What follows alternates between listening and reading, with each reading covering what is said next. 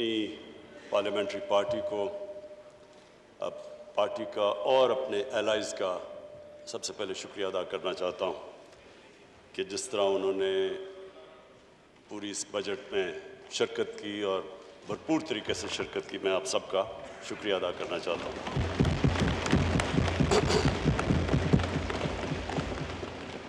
Speaker صاحب، اس کے بعد میں آج اپنی جو میں نے بجٹ کی تقریر کرنی ہے اس سے پہلے میں آج دعوت دینا چاہتا ہوں اپوزیشن کو اس چیز پہ،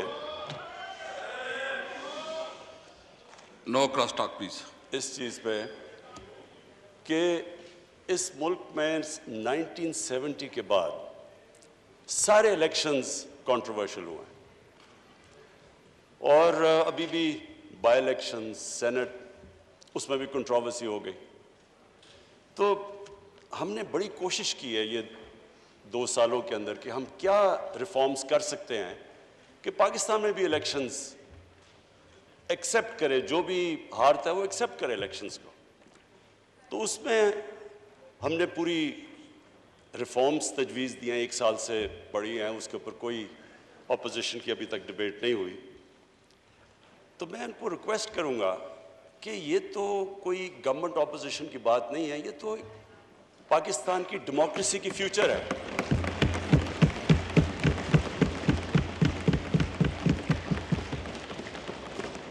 اسپیکر صاحب، کیونکہ میری 21 سال زندگی انٹرنیشنل کرکٹ میں گزری، تو میں صرف اپنے تجربے سے بتانا چاہتا ہوں کہ جب ہم کرکٹ کھیلتے تھے تو اپنے اپنے امپائر ملک کھڑے کرتے تھے، اور ہوتا کیا تھا کہ جو ہارنے والا ہے وہ ہار نہیں مانتا تھا، کہتے جو ہارتا تھا مخالف ملک میں جا کے وہ کہتا تھا جی امپائروں نے ہمیں ہرا دیا۔ اور مجھے فخر ہے اس چیز پہ کہ میں ایز پاکستان کیپٹن پوری کیمپین کی، اور پاکستان وہ ملک تھا جس نے کرکٹ ہسٹری میں پہلی دفعہ نیوٹرل امپائرز کھڑے کیے۔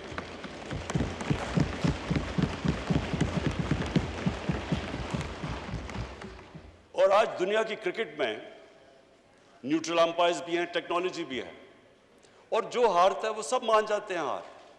یعنی سارا جو کرکٹ کے اندر جو فیئرنس تھی وہ اس لیول پہ ہے کہ اب یہ ایشو ختم ہو گیا امپائرنگ کا۔ میں یہی ریکویسٹ کرتا ہوں کہ اب ٹائم آ گیا ہے کہ ہم بھی الیکشن لڑیں اور کسی کو یہ فکر نہ ہو کہ جی مجھے کوئی دھاندلی سے ہرا دیا جائے گا۔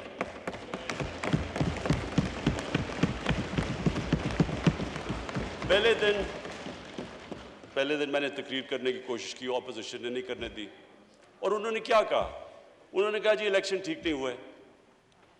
جب الیکشن ٹھیک نہیں ہوئے تو بتانا تھا کہ کس طرح ٹھیک نہیں ہوئے۔ جب ٹرمپ نے کہا کہ الیکشن ٹھیک نہیں ہوئے تو ان کے میڈیا اور پبلک نے کہا کہ ثبوت دو کہ ٹھیک نہیں ہوئے۔ ہم نے جب 2013 کے الیکشن میں کہا ٹھیک نہیں ہوئے تو ہم نے 133 میں سے 4 حلقے ڈیمانڈ کیے تھے کہ ان کی رینڈم آپ ان کی آڈٹ کر دیں، اگر یہ ٹھیک ہے ہم الیکشن مان جائیں گے۔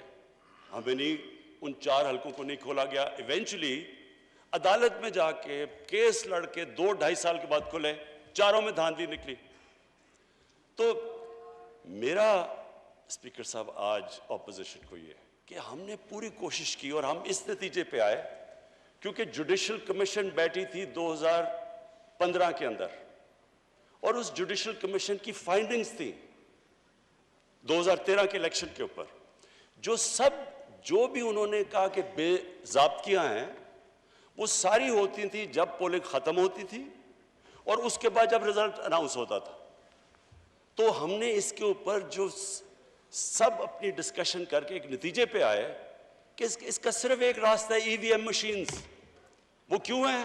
کیونکہ ای وی ایم مشین جیسی الیکشن ختم ہوتا ہے بٹن دبتا ہے رزلٹ آ جاتا ہے۔ تو وہ جو سارا پیریڈ ہے اس کے بعد جدھر ڈبل سٹیمپس ہوتے ہیں، جدھر وہ تھیلیاں کھلی ہوتی ہیں، وہ جو ساری چیزیں ہوتی ہیں وہ ساری چیزیں ختم ہو جاتی ہیں اگر آپ الیکشن ختم ہوتے ساتھ ہی رزلٹ آئے، اور پھر پیپر ٹریل ہو کہ جو بھی کوسچن کرنا چاہے تو اس کے پاس موقع ہو وہ جا کے کوسچن کر سکے۔ تو میں اگر ان کے پاس اپوزیشن کے پاس کوئی اور تجویز ہے تو ہم تیار ہیں سننے کے لیے۔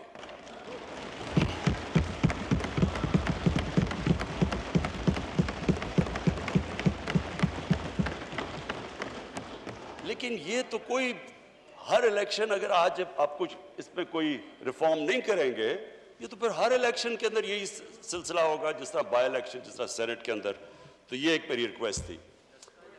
اچھا جی, اب میں اس بجٹ کے اوپر آتا ہوں. میں اس بجٹ کے اوپر بات کرنے سے پہلے اپنی ویژن کی بات کرنا چاہتا ہوں کہ ہماری ویژن کیا ہے پاکستان کی, اور جو بجٹ ہے وہ ریفلیکٹ کرنا چاہیے جو ایک ملک کی ویژن ہے. مجھے خوشی اس لیے, اور میں شوکت ترین آپ کو اور آپ کی ساری اکنامک ٹیم کو آج خراج تحسین اس لیے پیش کرتا ہوں کہ آپ نے جو میری ویژن تھی پاکستان کی اس کے مطابق آپ نے بجٹ بنایا.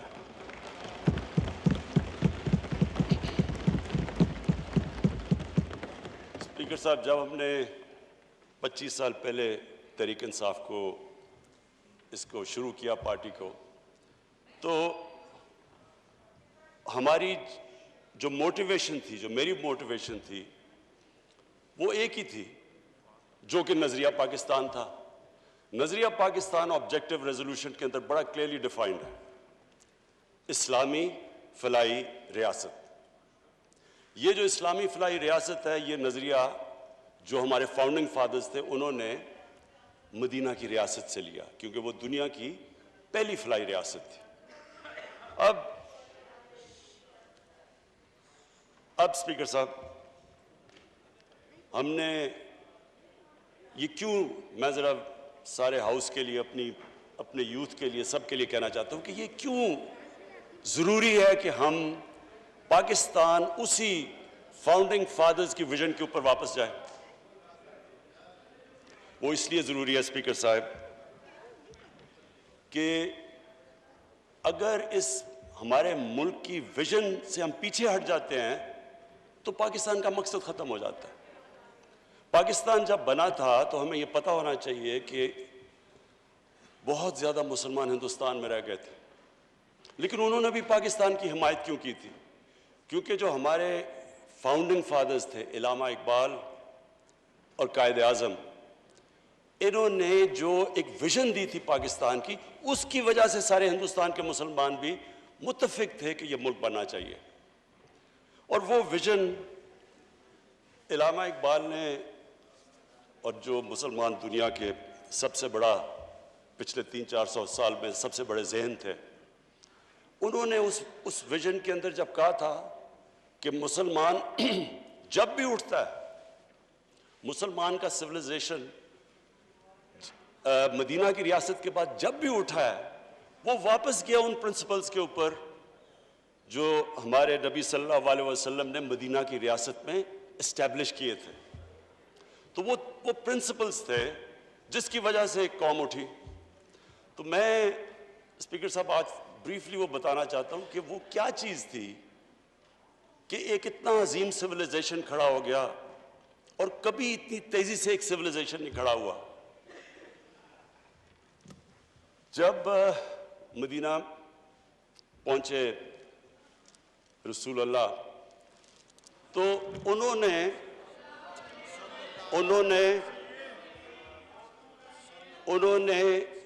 مدینہ کی ریاست میں جو پرنسپلز طے کیے, یہ دنیا کی تاریخ اس کی گواہ ہے کہ ان کے مدینہ کے آنے کے بعد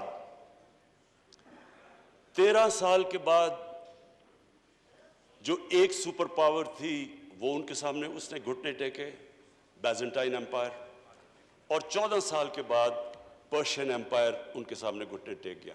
یہ تاریخ کا حصہ ہے. اور اس کے بعد جو وہ سویلائزیشن انہوں نے سیٹ اپ کیا, وہ دنیا کا سب سے عظیم سویلائزیشن تھا.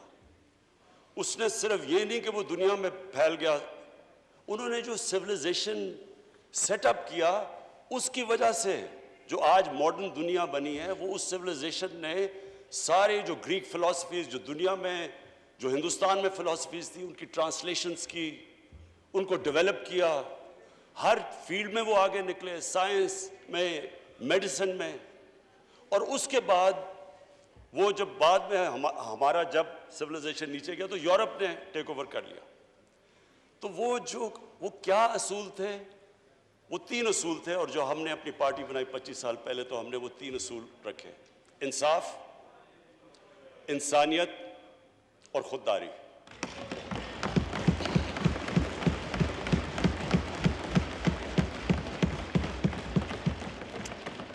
اور یہ 3 ہماری ویژن سٹیٹمنٹ میں ہیں کہ ہم یہ سمجھتے ہیں کہ جو ہمارا بجٹ ہے وہ ریفلیکٹ کرنا چاہیے یہ 3 پرنسپلز۔ اس سے پہلے میں آج اپنی اکنامک ٹیم کو خراج تحسین پیش کرتا ہوں۔ ہماری جو اکنامک ٹیم ہے، اور جس میں جب سے ہماری گورنمنٹ آئی اور اب تک جس نے بھی ہماری اکنامک ٹیم میں شرکت کی، سارے مستحق ہیں آج مبارک کے بھی اور خراج تحسین کے بھی۔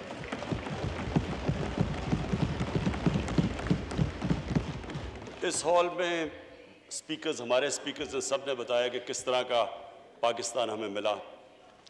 جب ہماری گورنمنٹ آئی تو جو سب سے بڑے ہمیں پرابلم تھا، وہ جو ٹرم استعمال کرتے ہیں کرنٹ اکاؤنٹ ڈیفیسٹ۔ جو کرنٹ اکاؤنٹ ہے وہ میں عام لوگوں کے لیے سمجھانے کے لیے کہ کرنٹ اکاؤنٹ کا مطلب یہ ہے کہ ملک میں ڈالرز کتنے آ رہے ہیں اور ملک سے باہر کتنے ڈالرز جا رہے ہیں۔ اس کا پاکستان کی تاریخ کا سب سے بڑا ڈیفیسٹ تھا۔ اس کا مطلب یہ کہ ہماری جو کرنسی تھی وہ خطرے میں تھی، کیونکہ اتنا بڑا جب خسارہ تھا، ڈالرز کی کمی تھی تو ڈالرز نے اوپر جانا تھا، کرنسی نے ڈی ویلیو ہونا تھا۔ اس کے لیے جو سب سے بڑا ہمیں آتے ساتھ ہی سروائیول کا جو شروع میں پیریڈ تھا، ہم سب نئے تھے، ٹیم نئی تھی، تجربہ نہیں تھا، تو اس کے اندر اتنے بڑے کرائسس میں اس لیے اپنی ٹیم کو خراج تحسین پیش کرتا ہوں کہ ہم نے بڑے مشکل قدم اٹھائے اپنی اکانومی کو سٹیبلائز کرنے کے لیے۔ تکلیف دہ تھے، اور اسپیکر صاحب وہ تکلیف دہ ایسے تھے کہ آپ ایک ملک اگر گھر کی مثال لے لیں، میں سب کے لیے ایک آسانی پیدا کرنا چاہتا ہوں کہ ہمارے سارے جو بھی آج دیکھ رہے ہیں سب کو سمجھ آ جائے کہ وہ کیا مشکل تھی پاکستان کو۔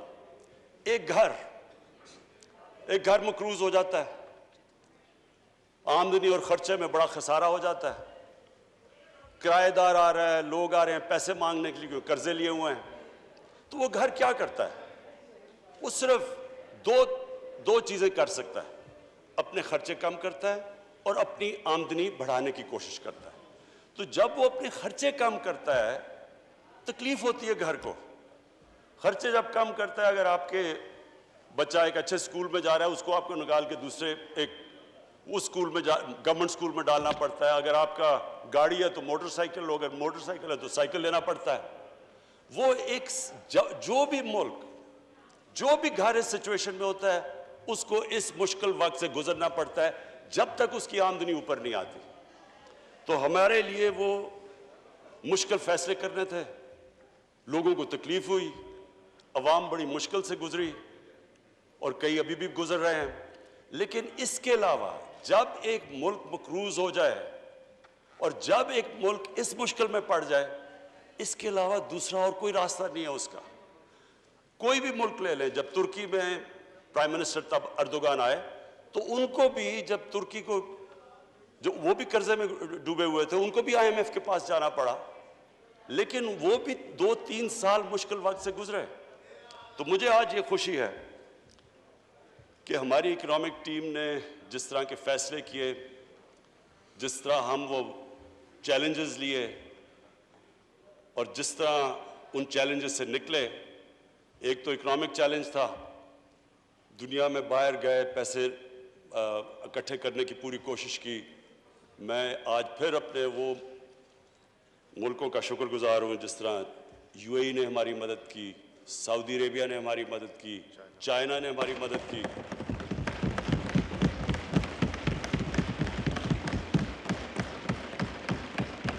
اور انہوں نے ہمیں ڈیفالٹ سے بچا دیا۔ ڈیفالٹ کا بھی میں مطلب عام لوگوں کے لیے سمجھا دوں کہ ڈیفالٹ کا مطلب یہ ہوتا ہے کہ جب آپ اپنے لائبلٹیز، آپ کے پاس پیسہ نہیں ہوتا لائبلٹیز دینے کا۔ جیسے ہی ایک ملک ڈیفالٹ کرتا ہے تو سب سے بڑا اس کے اوپر جو مسئلہ آتا ہے اس کی کرنسی پہ آتا ہے۔ تو تو جیسے جیسے آپ کی کرنسی گرتی ہے ملک میں مہنگائی بڑھ جاتی ہے, غربت بڑھ جاتی ہے, ساری انویسٹمنٹ رک جاتی ہے. تو ڈیفالٹ سے بچنے کے لیے ایک گورنمنٹس پوری کوشش کرتی ہے, اور آئی ایم ایف کے پاس بھی اس لیے جاتی ہیں. ہم نے شروع میں جب ہماری آئی ایم ایف سے نیگوسیشنز تھی, ہم نے کوشش کی کہ ہم نہ جائیں. ہم نے کوشش کی کوئی اور کوئی طریقہ نکلا ہے, کیونکہ اتنا بڑا خسارہ تھا $20 ارب کا. جو آئی ایم ایف کنڈیشنز دے رہی تھی وہ بڑی مشکل تھی, اس سے لوگوں کو بڑی تکلیف ہونی تھی. اس لیے ہم کوشش کرتے رہے کہ ہمیں کوئی اور سورسز سے پیسہ مل جائے, لیکن آخر ہمیں جانا پڑا. اور آئی ایم ایف کی جو کنڈیشنز تھی وہ مشکل تھی, اور اس سے عوام کو تکلیف تھی. اب اس چیلنج سے نکل ہی رہے تھے, کرونا آ گیا. اور کرونا کے اندر ساری دنیا کے اندر جو اگر آپ دیکھیں کہ جو امپیکٹ پڑا ہے کرونا کا ان کی اکانومی کے اوپر, ساری دنیا کے اوپر امپیکٹ پڑا, تو ایک اکانومی جو پہلی تکلیف میں تھی اس کے اوپر سے کرونا آ گیا.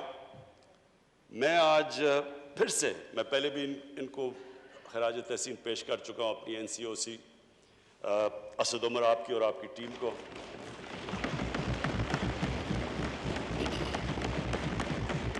ڈاکٹر فیصل کو, اور اس میں پھر جتنی بھی کوارڈینیشن تھی پاکستان آرمی, انہوں نے ہماری پوری مدد کی. ہم نے انٹیلیجنس پوری ان سے لی, جو بھی پھر ہم نے ہاٹ سپاٹس اور پھر ان کو لوگوں کو ٹریک اینڈ ٹریس. اور ڈاکٹر فیصل جس نے پوری ایکسپرٹ اوپینین ہمیں دیتا رہا کہ یہ دنیا میں یہ ہو رہا ہے تو آپ کو یہ جو بھی قدم ہمیں اٹھانے چاہیے. تو اس سے میں آج ہم سارے پاکستانی, ہم وہ خوش قسمت قوم ہے. اگر آپ ارد گرد دیکھیں, ایران میں دیکھیں, بدقسمتی سے ابھی افغانستان دیکھیں, ہندوستان دیکھیں, آج انڈونیشیا میں جو ہو رہا ہے, تو ساری, اور بنگلہ دیش میں جو صورتحال ہے, لاک ڈاؤنز لگا دی ہیں, اس کے مقابلے میں اللہ کا میں خاص طور پہ, کیونکہ اللہ نے, ہم انسان تو ایک سٹیج تک جا سکتا ہے, اس کے بعد تو اوپر والے کے اوپر چھوڑ دیتا ہے, اور اس نے ہمیں بچا لیا. ہم جس طرح نکلے اس سے,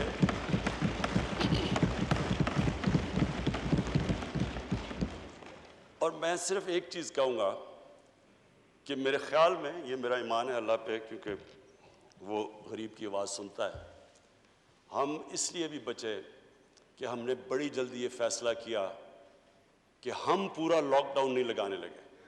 کیونکہ اس میں اسپیکر صاحب ساری دنیا کا تجربہ ہے, فیکٹ سامنے آ گئے ہیں. لاک ڈاؤن سے جو غریب ہے, جو نچلا طبقہ ہے, وہ پس جاتا ہے. ساری دنیا کے اندر, امریکہ کے اندر فوڈ لائن, دنیا کا امیر ترین ملک, کھانے کے لیے لائنیں لوگوں کی لگی ہوئی تھی, کھانے نہیں تھے لوگوں کے پاس.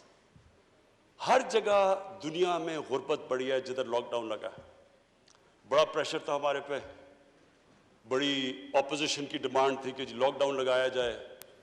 2 مہینے بڑا برا بھلا بھی کہا گیا کہ جی ان کو سمجھ نہیں ہے, لاک ڈاؤن نہیں لگا رہے. لیکن میرا یہ مان ہے کہ جو ہم نے جو فیصلہ کیا, بہت بڑا فیصلہ کیا, ہم نے یہ فیصلہ کیا کہ جو ہمارا جو کسان ہے, جو یہ شوگر ملز پہ اپنے گنے لے کے جاتا ہے, کہ ان کو ٹائم پہ پیسہ ملے. یہ نہ ہو کہ 1 سال کے بعد پیسہ ملے, اور پورا پیسہ ملے, جو سپورٹ پرائس ہے وہ پیسہ ملے. کیونکہ گورنمنٹ نے یہ انفورس کیا, پیسہ پہلی دفعہ شفٹ ہوا کسانوں کے پاس. کسانوں کے پاس پیسہ آیا, انہوں نے اپنی فصلوں پہ لگایا. اس کی ایک بہت بڑی وجہ کہ یہ جو ریکارڈ پیداوار ہوئی, ایک تو اللہ کا کرم ہے, موسم بھی ٹھیک رہا, لیکن یہ بھی ہے کہ کسانوں کے پاس پیسہ آیا اور وہ پیسے کو انہوں نے ری انویسٹ کیا. اور یہ اس سے ظاہر ہوتا ہے کہ اگر ہم اپنے ایگریکلچر کے اوپر, اور جو میں ابھی آگے آپ کو بتاؤں گا, کہ یہ ایک بہت بڑی جلدی ریزلٹس آ سکتے ہیں, جو بدقسمتی سے ہم نے اپنے ایگریکلچر پہ سالوں سے توجہ نہیں دی. یہ ایک سیکٹر ہے کہ اگر ہم اپنے کسان کا دھیان رکھ لیں, تو یہ آپ کے سامنے ہے, ابھی بھی یہ جو ریکارڈ پیداوار آپ کے سامنے ہے. پھر ہماری ایکسپورٹ انڈسٹری, اس کو انسینٹیوائز کیا, اور مجھے بڑی خوشی ہے کہ یہ اس 1 سال کے اندر 17% ہماری ایکسپورٹس بڑھی.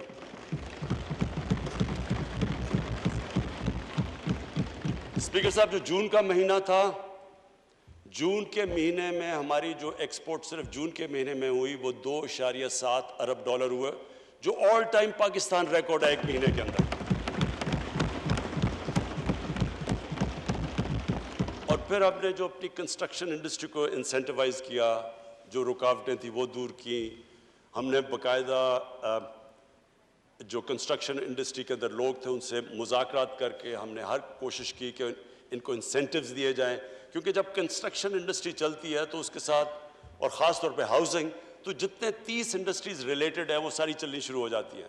تو اس کی بھی وجہ سے یہ جو گروتھ ریٹ ہماری بڑی آخر میں، یہ اللہ کا کرم تھا. اب آگے میں فیوچر میں بتا دوں، اس کے بعد واپس جاتا ہوں اپنی ویژن کے اوپر. دیکھیں فیوچر میں ہم بڑے کلیئر ہیں کہ اب پاکستان کا ڈائریکشن کیا ہے. ہماری جو گروتھ ہوگی وہ ایکسپورٹ لیڈ، ایکسپورٹس کے اوپر اب ہم پوری توجہ دے رہے ہیں.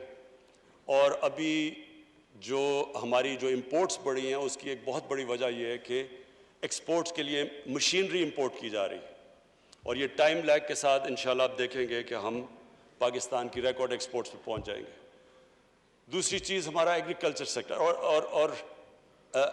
ایگریکلچر سیکٹر کے علاوہ جو میں انڈسٹری کے ایک اور بات کر دوں کہ اسمال اور میڈیم کے اوپر ہم اصل توجہ دے رہے ہیں. پہلے لارج اسکیل مینوفیکچرنگ کے اندر ہماری 9% گروتھ ریٹ ہوئی ہے. اسمال اور میڈیم کے اوپر پرابلم یہ ہے کہ ان کو بینکس قرضے نہیں دیتے. اب ان کے لیے فائنانس منسٹر طریقے ڈھونڈ رہے ہیں کہ ہم کیسے اسمال اور میڈیم انڈسٹری کو قرضے دے سکتے ہیں، کیونکہ ان کے پاس کولیٹرل نہیں ہوتا. ان کے لیے پوری پالیسی ڈیوائز کریں، اور جو ریگولیشنز ہیں ان کو آسان کرتے جا رہے ہیں، کیونکہ اتنے زیادہ ریگولیشنز ہوتے ہیں وہ اسمال اور میڈیم انڈسٹری چلنے کا، اس کا وہ رجسٹری نہیں ہوتے ڈر کے ریگولیشن سے. تو اس کے اوپر پوری اب انسینٹیوائز کر رہے ہیں ان کو. جو ایگریکلچر ہے اس میں ہم کئی چیزیں کر رہے ہیں. ایک تو پنجاب نے بڑا زبردست کام کیا، کسان کارڈ لے کے آ رہا ہے. کسان کارڈ سے ایک ڈیٹا بیس ہوگا، سارے کسانوں کو رجسٹر کر رہے ہیں ہم. اور جو چھوٹا کسان ہے، چھوٹے کسان کو جو 13 ایکڑ سے کم کسان ہے، اس کو ڈائریکٹ سبسیڈائز کریں گے، ان کو کھادوں کے اوپر، ان کی پیسٹیسائڈز کے اوپر. پھر اگر کوئی جس طرح بکھر میں ابھی میں نے سنا ہے کہ وہاں ان کی جو فیل ہو جاتی ہے، اب 3 سال سے ان کے جو چنے کی کراپ فیل ہوگی، ان کو ڈائریکٹ مدد کریں گے. تو یہ پہلی دفعہ ایک کسان کارڈ کے ذریعے ڈائریکٹ مدد کریں گے اپنے کسانوں کے لیے. پھر جو بھی اس باری فائنانس منسٹر نے جو پیسہ رکھا ہے $60 ارب فیڈرل گورنمنٹ نے، 60 ارب روپیہ جو ہماری فیڈرل گورنمنٹ نے رکھا ہے، جو پچھلی گورنمنٹ کے آخری سال میں 1.5 ارب تھا. تو یہ جو 60 ارب ہے اور اس کے اوپر جو 100 ارب کی چھوٹ دی ہے ٹیکسز کے اوپر ایگریکلچر سیکٹر پہ، کوشش یہ ہے کہ اب ہم ایگریکلچر سیکٹر کے اندر وہ کام کریں جو بہت پہلے کرنا چاہیے تھا، ریسرچ، سیڈ ڈیولپمنٹ. یہ سب سے امپورٹنٹ ہے،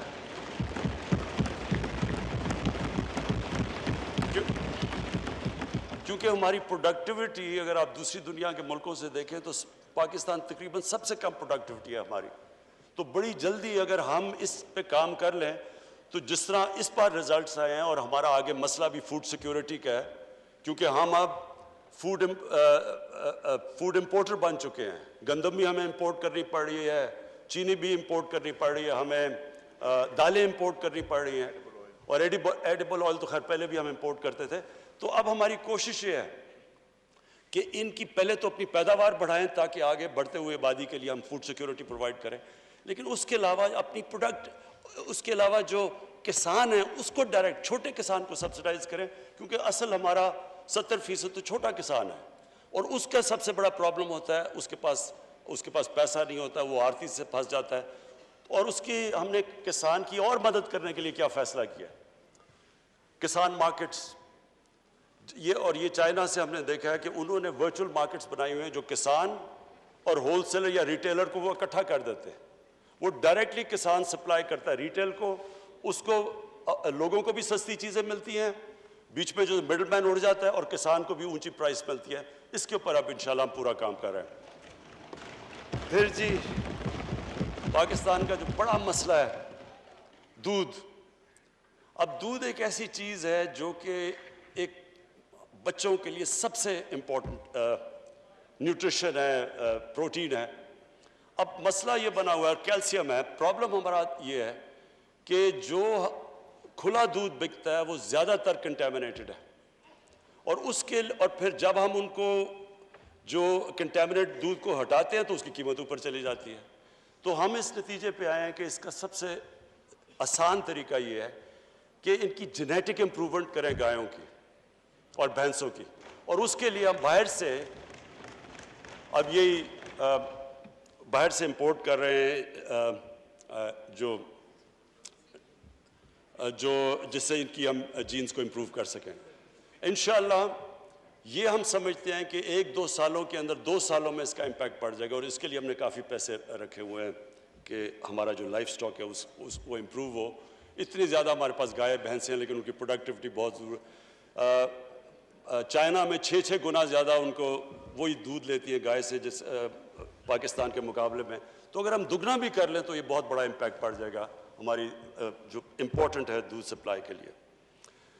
اچھا اسپیکر صاحب، اب میں واپس ریورٹ کرتا ہوں کہ پاکستان نے اگر آگے بڑھنا ہے تو ہمیں ان اصولوں کے اوپر واپس جانا چاہیے جس ویژن کے مطابق پاکستان بنا تھا، جو 3 چیزیں ہیں: انسانیت، انصاف اور خودداری۔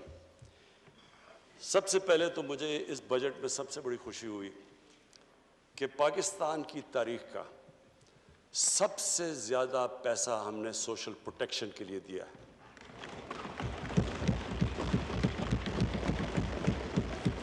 ہماری تاریخ میں کبھی اس کے قریب بھی ریسورسز کبھی بھی نچلے طبقے کو اوپر اٹھانے کے لیے نہیں کیا۔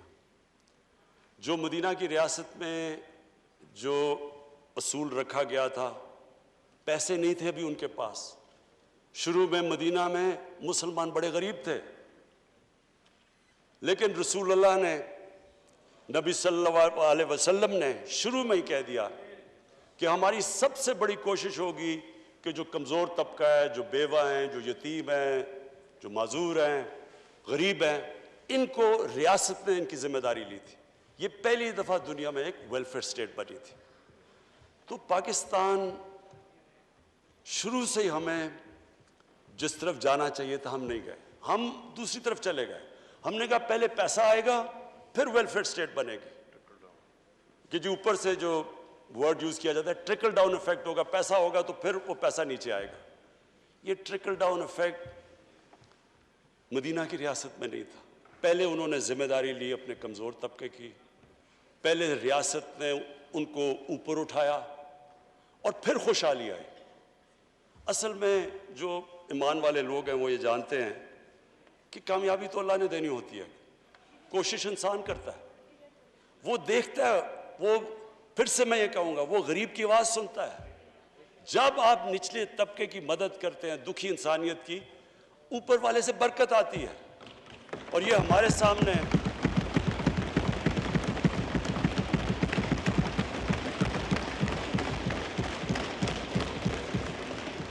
میں 2 مثالیں دینا چاہتا ہوں اسپیکر صاحب۔ چائنا اور ہندوستان دونوں کی آبادیاں 1 ارب سے زیادہ ہیں۔ 35 سال پہلے چائنا تقریباً ادھر ہی کھڑا تھا جدھر ہندوستان کھڑا تھا۔ آج چائنا کدھر چلا گیا اور ہندوستان کدھر ہے؟ انہوں نے کیا کیا اور جو ہندوستان نے نہیں کیا؟ ہندوستان میں بھی حالات بہتر ہوئے، ہندوستان میں بھی ان کو پچھلے 30 سال میں ترقی کی، لیکن ہندوستان میں امیر اور غریب میں فاصلہ بڑھتا گیا۔ آج وہاں غربت بھی ہے اور سب سے زیادہ امیر لوگ ہیں۔ چائنا نے کیا کیا کہ انہوں نے فیصلہ کیا، جو مدینہ کی ریاست میں فیصلہ کیا دنیا کے عظیم لیڈر نے، کہ ہم سب سے پہلے نچلے لوگوں کو اوپر لے کے آئیں گے۔ اور ہم چائنا گئے اور ہم نے دیکھا انہوں نے کیا کیا جو طریقے اختیار کیے اپنے کمزور طبقے کو اوپر اٹھانے کے لیے۔ تو اسپیکر صاحب یہ دنیا میں ایک معجزہ ہے۔ 70 کروڑ لوگوں کو انہوں نے 35 سال میں غربت سے اٹھا کے اوپر لے گئے۔ اور ابھی اسی سال پریزیڈنٹ شی جن پنگ نے اناؤنس کیا کہ چائنا میں ہم نے ایکسٹریم پاورٹی ختم کر دی۔ یہ دنیا کی تاریخ میں اتنا یہ کبھی ہوا ہی نہیں، یہ معجزہ ہے۔ لیکن جیسے جیسے وہ غریبوں کو اوپر لیتے گئے، چائنا بھی ایک اکنامک جائنٹ اور سپر پاور بن گیا۔ ہندوستان نے، اس کے پاس بھی اتنی بڑی مارکیٹ تھی، لیکن انہوں نے یہ سٹیپس نہیں لیے۔ تو ایک سکولر تھے محمد عبدو، بہت بڑے اسلام کے سکولر تھے۔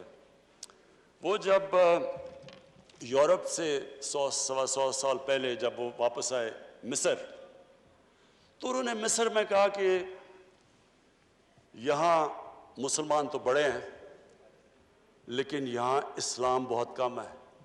اور جب یورپ گئے، کہتے ہیں یورپ میں جو میں نے دیکھا مسلمان تو نہیں نظر آئے لیکن بڑا اسلام نظر آیا. کہنے کا مطلب یہ ہے کہ جو بھی ان اصولوں کے اوپر چلے گا وہ اوپر چلا جائے گا. آج آپ اسکینڈینیوین ممالک میں چلے جائیں، سب سے بہتر اگر میں دنیا میں پھرا ہوں تو انسانیت کا نظام آج اسکینڈینیویا میں. آپ وہاں خوشحالی دیکھیں کیسی ہے اور ان کی انسانیت دیکھیں کیسی ہے. ہر انسان کی قدر ہے، اس سے بھی آگے چلے گئے ہیں، جانوروں کی قدر ہے وہاں. اور وہ بھی میں کہہ دوں کہ وہ بھی حضرت عمر کا قول تھا کہ اگر کتا بھی میری ریاست میں بھوکا مرتا تو میں ذمہ دار ہوں. یعنی یہ ہے انسانیت کا تقاضا. اور ان ملکوں میں جو ہم جن کو مسلمان نہیں کہتے، لیکن مسلمان ملکوں میں آپ دیکھ لیں، ہمارے ملک میں دیکھ لیں کہ امیر امیر ہوتا جاتا ہے، غریب غریب ہوتا جاتا ہے. کوئی سوشل سیکیورٹی نیٹ ورک نہیں ہے. ہمارا آج فیملی سسٹم نہ ہو، ہمارا خاندانی نظام نہ ہو تو یہاں تو لوگ بھوکے مرتے رہیں. ہمیں تو آج اگر کسی نے بچایا ہوا ہے تو وہ ہمارے ایکسٹینڈڈ فیملی سسٹم نے بچایا ہوا ہے. کوئی بے روزگار ہوتا ہے تو وہ اندر لے لیتے ہیں، ساری فیملی اس کا دھیان رکھتی ہے. ہمارے تو کوئی سوشل سیکیورٹی نہیں ہے. میں پہلی دفعہ جب برطانیہ گیا تو میں نے تو پہلی دفعہ دیکھا کہ ایک فلاحی ریاست کیا ہوتی ہے. آپ کوئی آدمی کسی گورنمنٹ کے بیمار ہو، آپ کسی ہسپتال میں چلے جائیں، آپ کا مفت علاج تھا. سارے غریب سے غریب آپ ہوں، آپ کو مفت تعلیم ملتی تھی اور کوالٹی کی تعلیم ملتی تھی. کئی ان کا پرائم منسٹر ایک آدھ بنا، وہ بھی ایک سرکاری اسکولوں میں مفت پڑھ کے بنا. ادھر آپ بے روزگار ہوتے ہیں، ان امپلائمنٹ بینیفٹس ملتی ہیں جب تک آپ کو روزگار نہیں ملتا. عدالت میں غریب آدمی جاتا ہے، اس کو لیگل ایڈ ملتی ہے مفت کی، اس کو وکیل ملتا ہے. ہم نے تو پہلی دفعہ یہ دیکھا. یہاں تو اس طرح کا کانسیپٹ ابھی تک تھا ہی نہیں. تو یہ میں آج فائنانس منسٹر آپ کو اس لیے خراج تحسین پیش کرتا ہوں. یہ پہلی دفعہ پاکستان اس طرف نکل گئی ہے جدھر ہم آج سے 74 سال پہلے جانا چاہیے تھا، اسلامی فلاحی ریاست.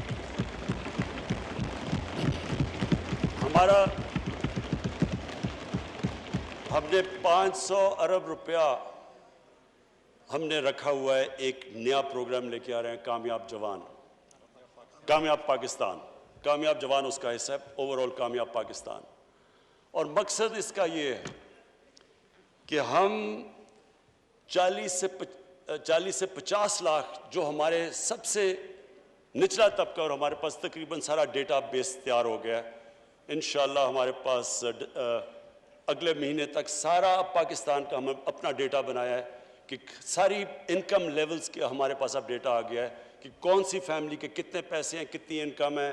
اور اس کے مطابق ہم نے یہ فیصلہ کیا کہ جو نچلا 40 سے 50% خاندان ہیں ان کو ہم اس کامیاب پاکستان کے نیچے لانے لگے.